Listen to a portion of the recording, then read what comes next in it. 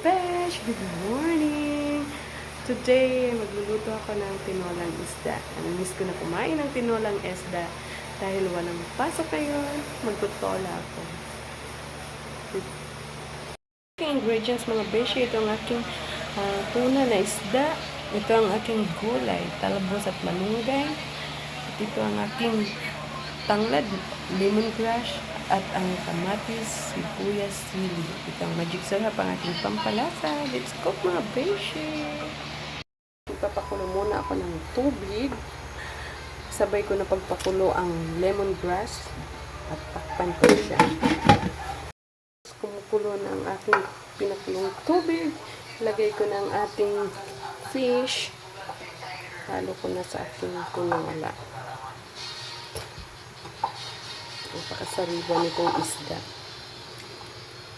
Tapos, natin ang ating sibuyas, paglagay, sibuyas, ay kamatis, sibuyas, at ang aking sili, hinati ko siya kasi gusto ko talaga yung sabaw medyo maanghang. Yun ang mga best. Lagyan na rin natin ang ating asin, mga bishi. Lagyan natin ang asin at ang aking, ito ang aking kalamansi para maasim-asim. Nilalagyan ko pala ng kalamansi ang aking ang aking tinola. Lagay ko na rin ang magic sarap ang palasa ko. Kunti lang.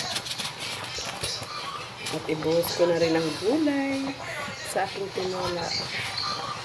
Ayan, maraming gulay mga best.